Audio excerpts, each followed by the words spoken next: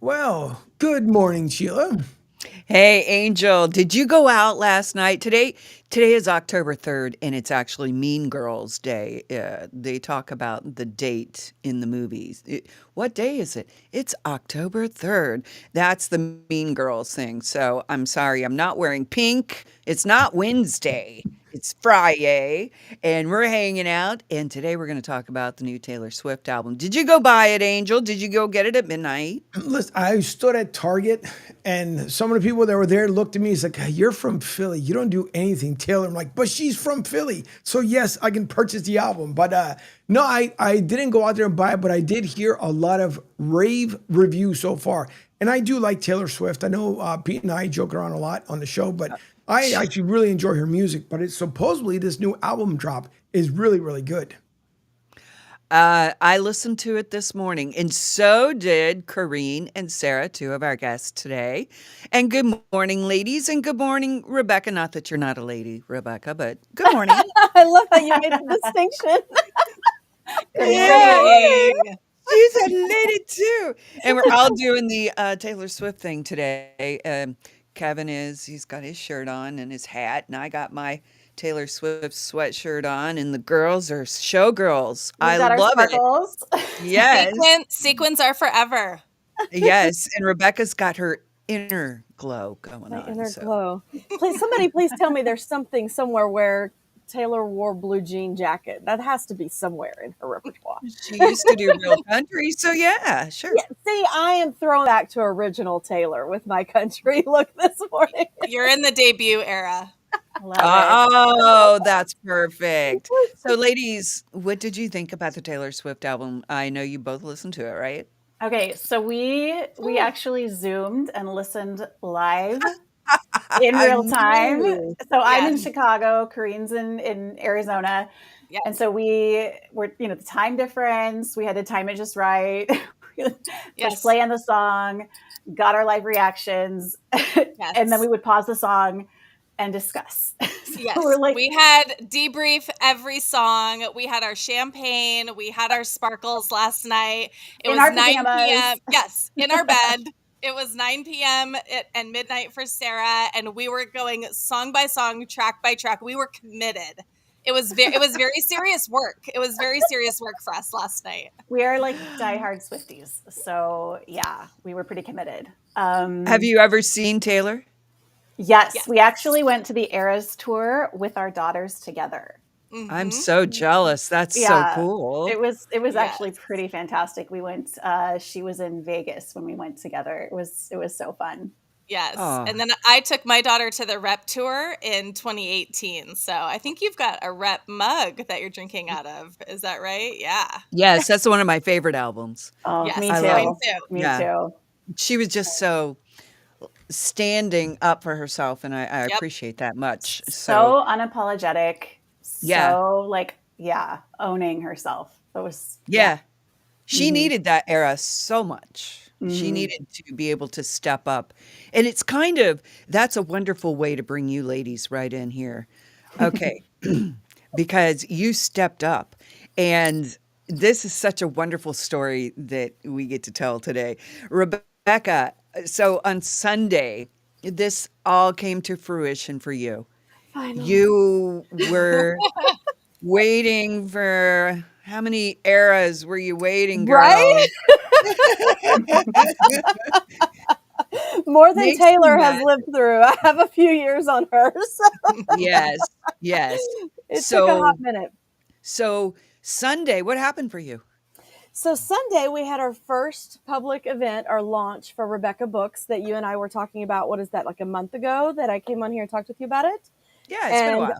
all of our authors came to Barnes and Noble Naples, both these two authors that you're seeing here today, all of our fall 2025, spring 2026, and even one of our fall 2026 authors was there. And we had, gosh, over 100 people came out. They were standing in the back and along the sides, everybody there to just learn about this new publishing house here in Naples and meet all of these fantastic women like you're going to be talking to today. And it was just, oh my gosh, it was so fun because it had been so much work in the quiet, and finally we had tons of people who knew what we had all been doing for 2 years. It was just, the energy of the place was amazing. We ran over an hour and a half past our quitting time because people just, me included, just didn't want to leave the room. That that was okay. So on Sunday, I watched you just giggle your way through the day. You were just so like, oh, I can't believe this is happening. And that's such a wonderful thing to get to feel Yes. because your energy was just like sparkling. There you go. Oh, I was wearing my sequins. Yeah. Well, I Yes. think it's, the world's a hard place right now, right? And there's so much that we are all legitimately working on to try to do good in the world.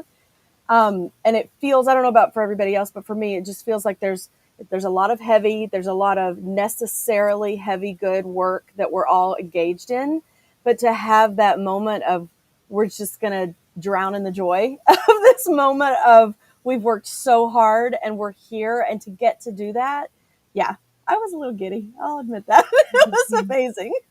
No, it's a great, great feeling, and it was a wonderful feeling just to be around everybody. We all went to brunch together that morning, and that's when I got to meet these 2 ladies, Corrine and Sarah, and I had not met them in person yet, but they have such an amazing book for you that's available right now. Girls, tell your little story. Tell how this all came about because it's crazy. Mhm. It is. It is. Our little story is it's the little engine that could. I mean, we've been affectionately referring to it as, an event 7 years in the making, just because we've been working on this actually in the writing process for 4 years, but we've been living through it really since 2017, 2018, and watching ourselves evolve through that from then to this point has been a story of healing. It's been a story of rebuilding. It's been a story of reclaiming our own story unapologetically, like you referred to with Reputation. And that has been something that we've mirrored, and then all the way to this point where we've returned to ourselves and created something really beautiful with this book. It's something we're just incredibly proud of. And then, one of the pieces that we got to share about with Rebecca on Sunday, with that crowd, was the absolute bolstering that standing together as women, the bolstering of our courage that happens when we link arms with each other to tell our stories. That has been an incredible part of this story for us. When women band together, it's very different than when men do. Men can do it easy, and women have such a hard time because there's so much cattiness between women sometimes. But when you get the right group of people that have the same kind of mindset, that really want to work towards something big, this is what you get. And these are the kind of people that you end up hanging out with. So you don't have to give the story away, but tell them what happened. Holy cow. Yeah, so Corrine and I, we've been friends for decades. We've walked through so much life together. But really, the heart of this book takes place with us set on in different parts of the world. Really, I in this story begin in a suburb in Illinois, and Corrine is off in Thailand, and so my story really begins with confronting some misconduct and just some really awful things that were happening within a megachurch here in the suburbs. And for Corrine, a very similar story was unfolding for a nonprofit in Thailand. And for both of us, there was a lot that was happening that we were aware of that we really couldn't talk about with anyone else outside of our immediate family. And we had each other. And it just became this lifeline that are we crazy? We can't talk about it with anyone else. Am I the only one who's experiencing this? Am I perceiving this the right way? We became for one another this support, this with you, this me too, in the midst of so much secrecy and so much gaslighting and so much pain and confusion and disillusionment that was happening around us, as we really experienced what happens when you come up against systems that don't want their secrets told and don't want you out of line and are willing to go to really great lengths to keep things going kind of status quo and as is. And that's really the heart of what we experienced, and that's sort of what you get as a reader dropped right in the middle of when you open the pages of our book. Mm-hmm. And then we found our way back to the desert. Both of us miraculously ended up back in the desert because we both had nowhere else to go. So our healing journey started back in Arizona, and both of us found ourselves on those desert paths, wandering our way back to healing and wholeness. And our friendship was that lifeline back there as well. So the story winds its way from, across hemispheres to being in the same space at the same time, finding our way home to ourselves. So is that part of the book? Is that being in the desert part of the book? The desert, we like to refer to her as a main character in the book, really. Yes. She's just as much heart and soul in it as Corrine and I ourselves. And the book is broken into 3 parts. So we refer to it as the ruin part, the rise part, and the return part. And really, we say that's kind of the human experience, that even if you haven't necessarily gone through something as extreme as what Corrine and I have in our life, generally, you can't outrun a ruin experience in your life. And what follows is, after the fallout, there's a rise, there's the healing, there's the work, there's the, you have to go through it. You can't go past it. You can't skip it. There's only the through. And then what waits for you beyond the through is that return to self. There's the reclamation that's waiting for you once you've gone through the healing. And this book covers that entire arc of our experience, really through the 4 years of life that happened post the fallout after the confrontation of that misconduct. The healing part is the hardest part, I believe. Absolutely. You get to the point where you don't trust people, and it's hard to want to walk outside of your little realm. How did you get past that? Lots of screaming in the desert, lots of miles and trails. I mean, really, it takes the time it takes, right? No, I understand that. Yeah. When I'm upset, I go to the bottom of my swimming pool and scream. Oh, I love that. Thank you. Screaming underwater is my favorite thing. Yeah. It's amazing. I mean, if I can't get in the car and drive and scream, I go to the bottom of my pool and just it's therapy. I think one thing we learned the hard way, and I think we are still learning, I don't know if we'll ever stop learning, is how healing isn't linear. We would love it to be in A to Z. We start and we finish, and then we're all done and we're good, and that's that, and we can put it on the shelf and move on with our lives. But healing is much more of a spiral, right? So it's circular. So we find our way back around to those lessons. We find our way back around to those pieces of ourselves that still need a little bit more tenderness, that still need a little bit more work, that still need to release what I always refer to as my death grip on control or my death grip on certainty, and I'm like prying my fingers loose once again. And I think just that self-compassion of saying, one of our phrases is, I know, honey, I know. Like, here we are again. Here we are at that same space of needing to release it once again, and being compassionate toward ourselves instead of beating ourselves up for not being better or not being more healed, instead of not being over it. Which, coming back to Taylor, Sheila, I think one of the things about this album that I have loved so much is that she's writing about some things as a self-portrait that she calls it a self-portrait. And some of these things she's written about so many times. Some of these songs and some of these topics she's written about so many times. And I love that she unapologetically writes about what she needs to write about as many times as she needs to write about it.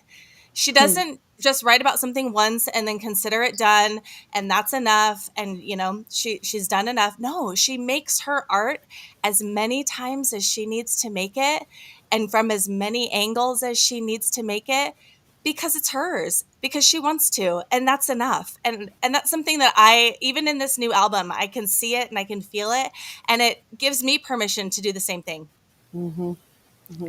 I do the same thing with painting. I go in my garage and I paint trees, a lot of trees, palm trees, deciduous trees. I don't know why, but it's like walking through a forest, and no matter what different angle I take for it, it's my angle.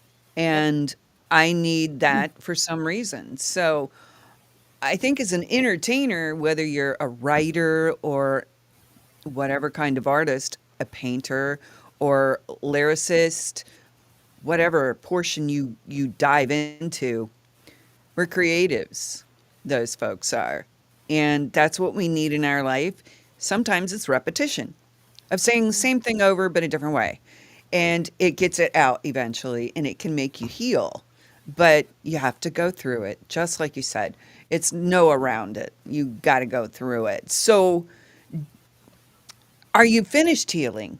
Have you healed completely from all the turmoil that these wonderful people that stepped into your lives in a mega church of all places?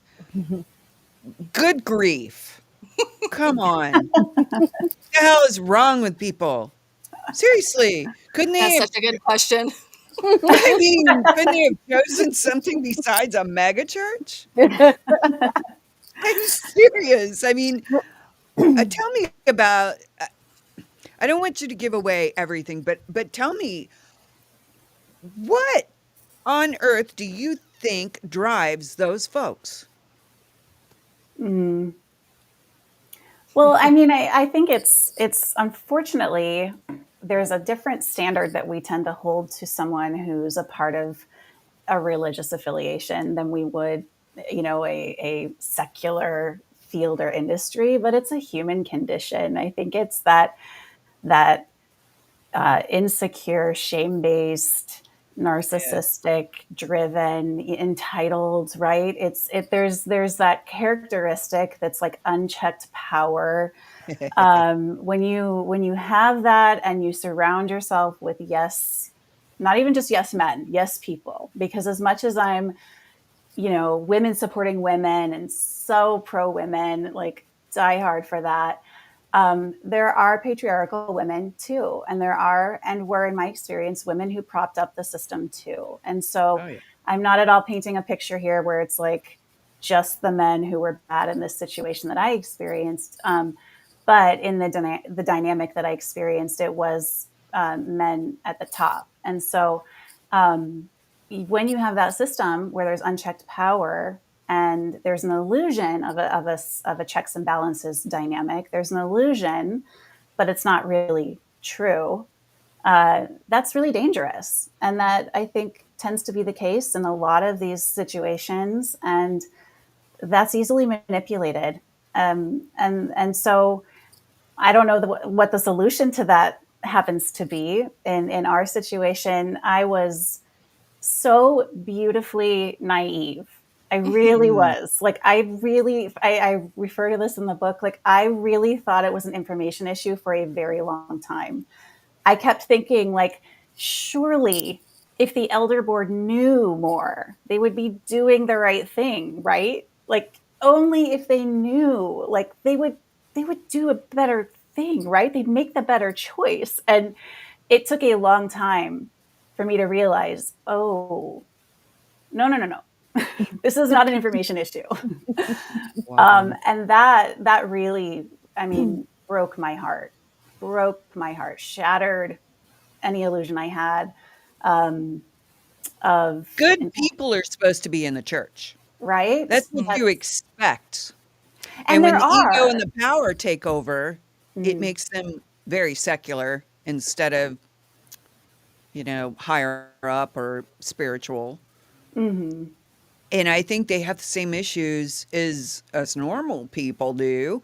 But if we're going to hold them to a higher standard, they should have it in their own head to behave at a higher standard instead of abusing others mentally, physically. Yeah.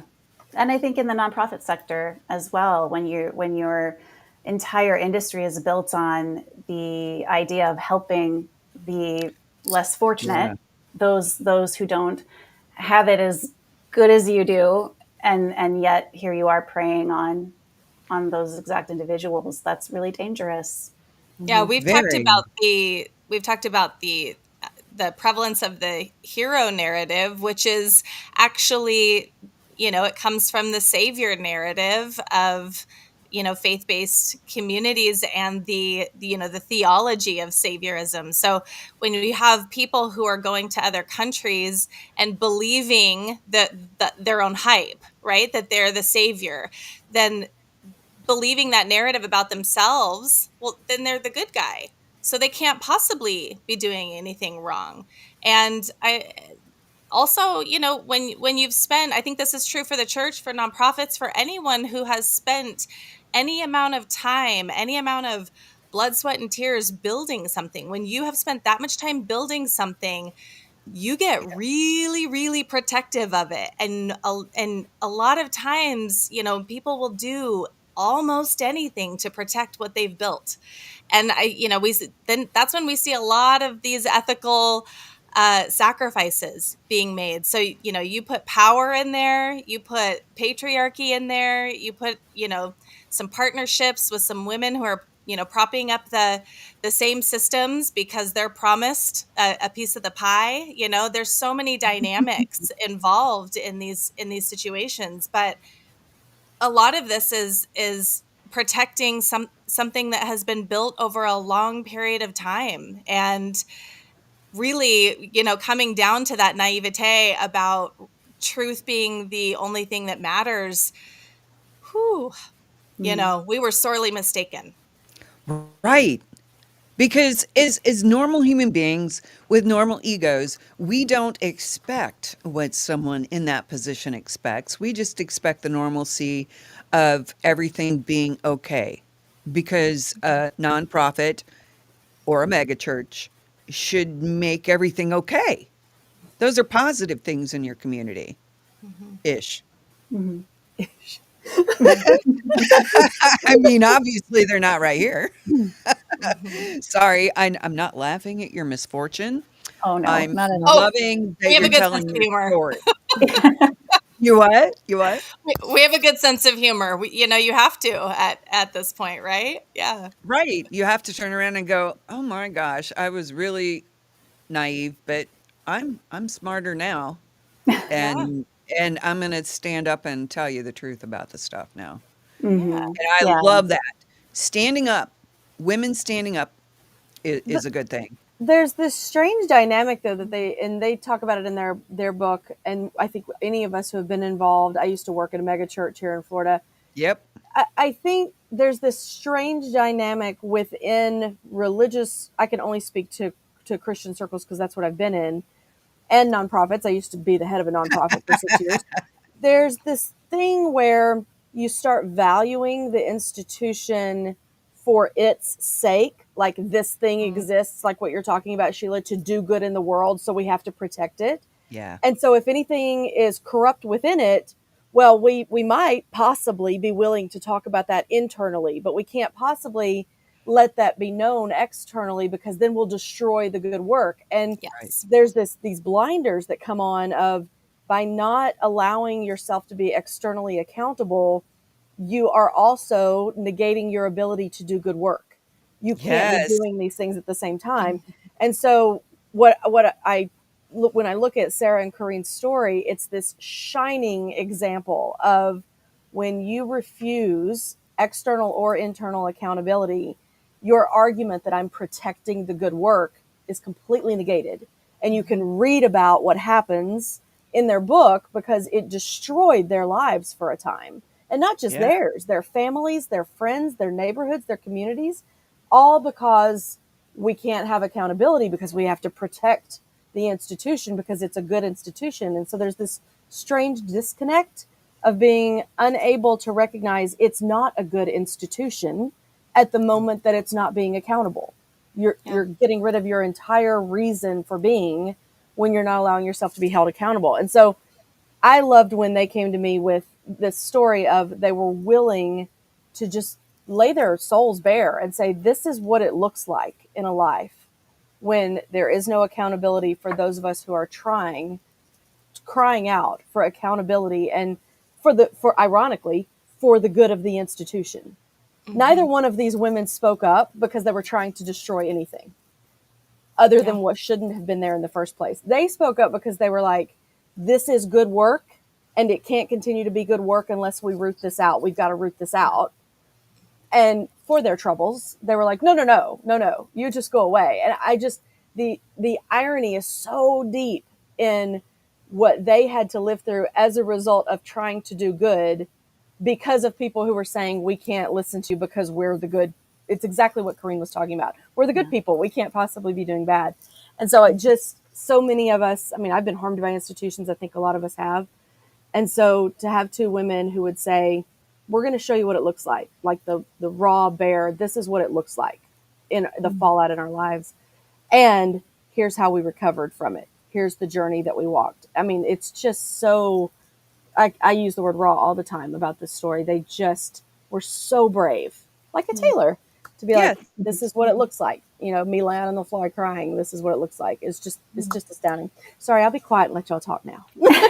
No, you're part of this too. You're the publisher. And I want to know from you, Rebecca, why I understand why you chose the book to publish it, but how did you ladies all come in contact? Sarah's got that great story. It's a fun story. Interesting story. Oh, bring it. Well, we met Rebecca originally. We were with Wait. Was it a strip club? I know Rebecca loves strip clubs. It was. How did you know? Oh, My regular Thursday night. Just kidding. Thursday. I mean, with the women supporting strippers. women, so you know Right. it could have been. Hey, they got to get those kids through college too. Right. Yeah, Yeah, it's good work. Not everybody can start a publishing company. that's true. Anyway, I'm so sorry. Go ahead. How did you all meet? So it was actually, what was your official title, Rebecca? I don't want to butcher I it. was the head of development and promotions. So I wouldn't have gotten that right. Vice Head of president of development and I was vice president of acquisition and promotion. There we go. That for a publisher who was considering our manuscript. And so we had, I guess, an informal, formal interview, Zoom meeting with you. And Corinne and I both, we hit it off with you. We're like, oh my gosh, we're excited about this potential opportunity. If we're going to be working with you, that's going to be amazing. And move forward with this publisher a few months later. And then as we'd signed the contract and moved forward, we realized Rebecca was no longer with this publisher. And we really didn't have any information as to why. And we were kind of bummed. We're like, oh, shoot, we were really excited to work with her. Like, we feel like she got us. She got our story. She was excited about it. But okay, like, reached out, I think, at some point and was like, hey, just wanted to check in, see what's going on. Never heard back. And so we kind of thought, okay, well, that's what happened. And gosh, it was like a year later. I think. Full year. And our we had encountered, I don't know how much, I'm feeling a little stumbly here. So I don't know how much you want to say, either of you, about what happened. So what happened. Yeah.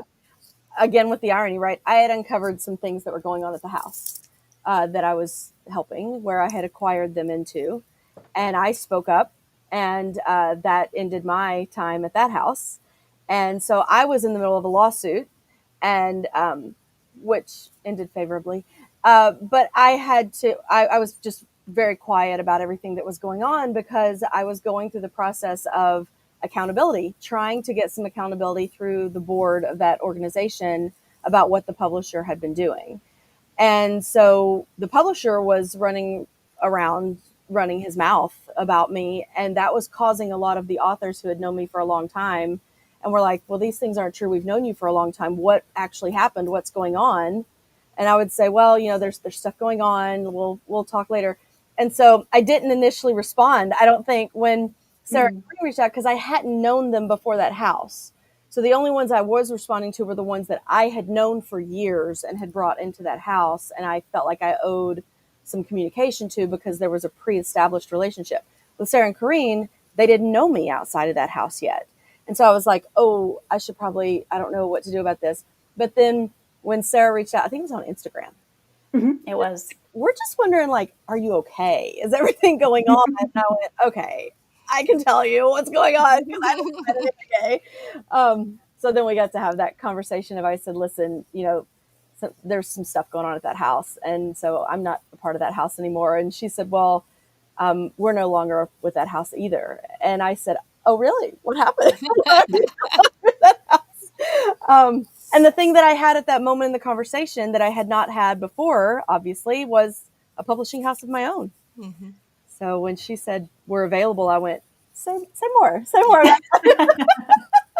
And we were available because we had been dropped by that initial publisher because they were receiving some significant legal pressure from the organization that I had been with. They were being threatened, and they caved. So they had cut us loose, and Sarah and I were really taking a look at our options and, putting together some plans of how we were going to move our story forward, because we weren't giving up. And, we had thought about Rebecca many times over the course of, of the months, and how many was it over? It was over a year. I think it was. Yeah. Yeah. Rebecca's name had come up many times, but really the timing of it, of course, just fell into place, and really thankfully so, because Sarah and I were, getting ready to potentially move forward on our own, and then we had this conversation with Rebecca, and the rest is history. I love it. I love it because look, all three of you kind of sort of came from that same space of being attacked kind of by an ego that got too big in an area where they shouldn't have been. They weren't doing the right thing. Yeah. And to Sarah's point of it's not all men, No. right now, while we're having this conversation, my corporate attorney just called me, and I just ignored the call. But that corporate attorney is who I called when I started talking to Sarah and Corrine. And I said, I told him, he handles all of our stuff for One Scene for Rebecca Books. And I said, there's this project and there are these women and I really want to work with them, but their publisher dropped them specifically because of the legal threats that they were getting from one of these organizations. And so he looked at all of the stuff and he said, listen, they're just trying to tell their story, and that everybody should be able to tell their story. So let's do it. We're going to just tell the story. If they come against us, we'll deal with it. And to his credit, he said, I'll handle the legal, you handle the publishing, like always. We've got this. And that really gave me the freedom as a publisher to say yes, because I had this wonderful legal in my corner, this wonderful firm saying, yep, we won't do what the other publishing house did. We will not back down if that happens to us. And that let me say yes. So it's just really funny that he literally just called me while we're sitting here talking about this. His ears must be burning. See, it all just kind of folds in together the way it should. It really did. The way you all met. I mean, that just is astounding in itself, that three people in the same boat came together in the manner that you did. And now you just released your book. Where can people get it, and what's the name of it? Right there. It's right there. I'm backwards on the camera. It's right there. I've got it right here too. Yep. The Skies Are Full of Us. Skies Are Full of Us. Yep. It's available. It's actually still a pre-order. It comes out October 21st, although we have heard rumors. People are starting to get it from bookshop.org. If you order it from bookshop.org, it says pre-order, but it is actually shipping. So if you are one of those people who can't wait, you can go order it from there. But it is available pre-order just anywhere you prefer to get your books. Well, can't you get it at Barnes & Nobles also? Barnes & Noble, yep. Target, yep. All over. Everywhere. Yeah. And that brings us back to Rebecca. So, Let's don't. Let's talk to Sarah. oh my gosh, bring your sparkle out, baby. I just kind of was curious how you've got two other books coming out also at Oh, the. yeah, yeah. Well, that's part of the fun here that I've had is gathering, like what you were talking about at the top of the community of wise women, not catty Yeah. women, women who have done the Right. work, who know themselves, and just want to be in community with each other because it's so easy. It's Yeah. so easy when we just know who we are and bring that to the table, and that's not threatened by what everybody else is. That's enhanced by what everybody else is, and that is incredible to be both curating and get to be a part of. I'm not like the leader and that's the community. I'm like in the community with the authors too. I just happen to have a different role. I happen to be the publisher. So if I could know, I think you can see maybe there in the background that Gen X, the adult era, speaking of Taylor, Gen X comes out in 4 days, October 7th. And that is the information that we Gen X women need for this phase of life. Unlike childhood, we actually could get some instruction for this phase of life. So that's in that book. And then In the Blink of an Eye, which I have no copies of because it is completely sold out and now on back printing. In the Blink of an Eye, it came out, 14 days ago. And it's about a banking and finance expert, Barbara Melvin, who woke up one morning completely blind in one eye, and she tells her life story and how she became what she became, the integrity and the lessons that got her where she is today. It's a great, great story. And all of the ladies involved. Well, all right. So give a little more background about 1C and who Oh, you are and what your publishing house is about. Rebecca Books publishes women 40 and over. We elevate their wisdom in the genres of business, and that often looks like memoir and biography as well, because women do business holistically. So when we talk about business, we're often talking about our life stories. So if you have memoir and biography, if you worked, it's probably a business book. So we elevate those voices in the genres of business / memoir biography, and in the world of fiction, we do romance and women's fiction. I And we love have it. other imprints coming in the coming years of children's and international, but we don't have that yet. Oh, that's so cool. Yeah. So expansion, and you've only been a publishing house for a few days? As far as public knows, Yeah. the launch event was Right, September right. 28th, but it's been like, I've thankfully already had conversations with these two women here about projects that they have that might fit those other imprints. Our children's imprint is Becky Books, and our international imprint is Blue, because we're all in a big blue marble, Blue Books, BLU. And that's stories that either take place outside the U.S. or the author is based outside the U.S.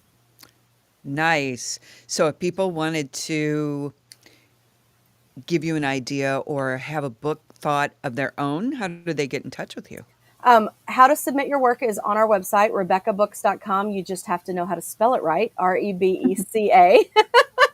If Only you go, one C. yeah, it's got, scroll down, you'll see what we need in a proposal to put it through the system here, the committee system here for acquisition consideration.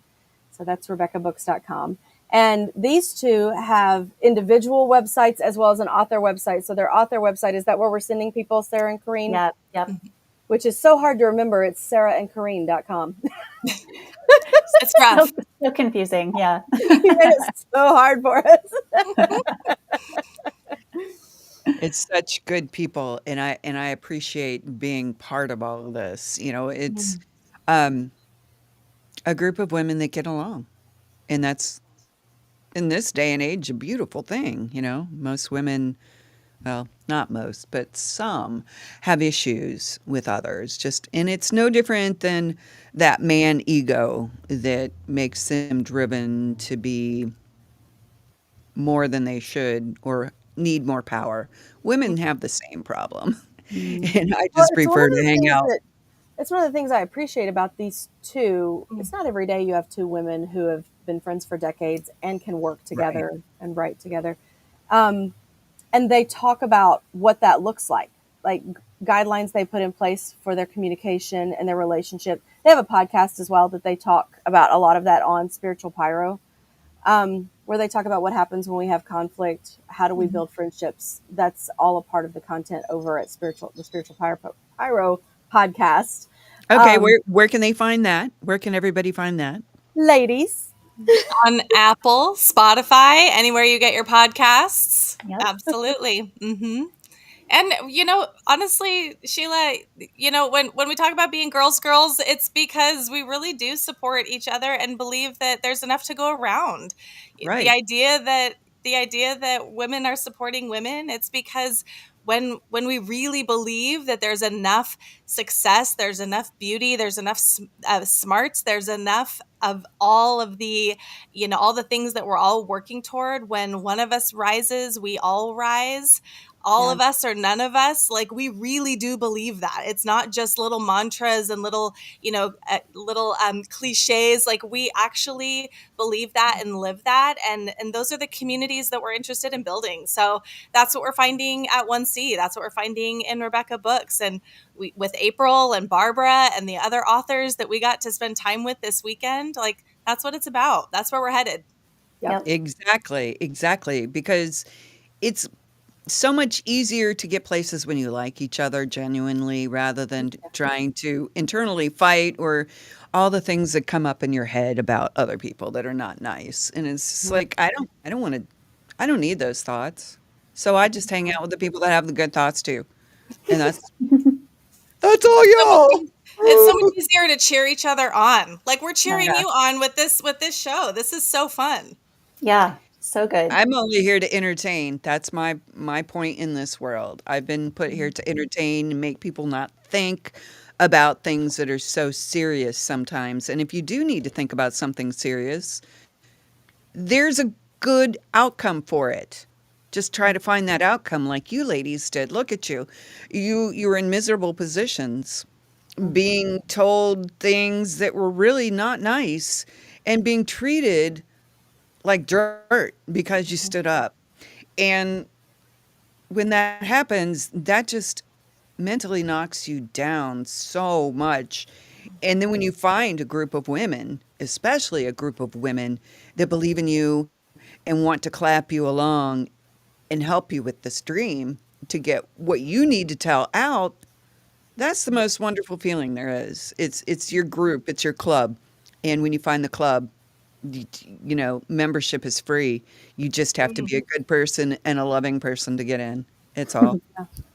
Yeah, and that's our hope with Skies, really, is that as people read it, they will feel a part of that they'll find their own story within it. They'll find that belonging. They'll find that sense of not aloneness. They'll find that with you, which is a phrase Karina and I say back and forth to each other and have for years, that we can't fix it, we can't make it better, but we can be with. And that sense of connection is really all we have for one another, right? That's what we can give one another. And what a gift that is. What a compelling thing that can be. Right. It's That's hard to so come tailor by, but it's coded. free. That's so tailor coded because that's what we all love about going to the concerts, right? Is that with you collective moment. I feel like I'm glitching. Am I glitching for you guys? A little bit. You're fine. Well, that point being, I feel like your book is like a little microcosm of what happens at those concerts. It is very much a with you. I see you. I'm with you. We're in this together. We're going to survive this, and we're going to thrive through it. And on the other side of it, it's all very Taylor. And Well, I will screaming take along that. with her songs, Yeah. that is therapy. Going to a It show and is. screaming, it's just there. So Yep. I'm so happy you ladies could be on the show today. Thank you so much. We got to talk Taylor. And if there's anything more about Taylor you want to throw in there, go right ahead now. I know you're both Swifties, just like me. We have so much to debrief on this album. I mean, So much. I'm just going to say, throwing it out there, Father Figure is my favorite song from the album. I'm just going to call it right now. 100%. Favorite song from the album. Yeah. Well, and aren't there some Taylor Easter eggs to find throughout because we talked about it when we were talking about your content, and I was like, oh, that's a Taylor, and you were like, oh, we should run a contest. Oh, yes. and There see are how so many Easter eggs in Skies. So many Yes. Taylor Easter eggs. Yeah, definitely. We listened to Taylor's music all throughout the writing. She's woven all the way through, and her business sense is woven all the way through as well. So Absolutely. she's definitely in there for anyone who's reading. If they're a Swiftie, they'll see it. Awesome. And the father figure song, you Oh, heard the line about Travis, right? In And Father it, Figure, yeah, and his manhood. I feel like that was a different song. that's a different song. Okay, what song is that That's one? Redwood. Is it Wood. It's just That's Redwood. yeah. Of course, in my mind, it's Redwood. Father figure. We lost our minds about father figure. Yeah. That one, father figure is like that's the track for us on this Father one. Figure, very much applies to our runes section of the book. Yes. Very feels like very rep coded. Mm-hmm. Yeah. Mm-hmm. There's a lot of lore. There's a lot of lore there. Yep. Well, we've got some shopping to do today. Then people need to get online, pre-order your book if they can't go get it physically, and get that Taylor Swift album because you need to know what we're talking about. Mine arrives in the mail tomorrow. I've got my tracking. It's on its way. The album. I've got my album arriving tomorrow. Nice. I believe that we all need to go see Taylor Swift together as a collective group. A Rebecca Books Taylor Swift outing. Wouldn't that be fun? We got to Yes. wear our sequins. Yes. Oh, dressing isn't a problem. We need Charlie to fly us wherever, though.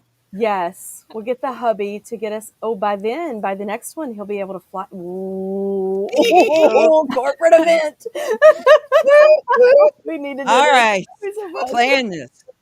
Plan this. For when my book comes out, let's go see Taylor. Yes, I Yes. love it. Let's do it. That'll make us all feel better. Talk about a Lady- launch event. Whew. I know. I could totally see that happening. Oh, that would be fun. Ladies, it's been such a pleasure to hang out with you this morning. Thank you so much. And your book, I'm so excited to see exactly everyone's reaction to your book when they find out what happened, because it's not nice. It's a very dramatic book, but the ending is better because of how it comes out. So buy it and find out what goes down. Yeah. If Thanks you're a for having writer, us, Sheila. anytime. And if you're thank a you. writer, go see Rebecca. You might be able to get your book published. Maybe. She's hard to deal with, let me tell you. She's just such a serious person. Ugh. I Not know, at all. God. Well, everybody have a wonderful day, and next Friday we'll hang out again. Okay? Thank you Thanks, so much for having us. Sheila. You're welcome, ladies.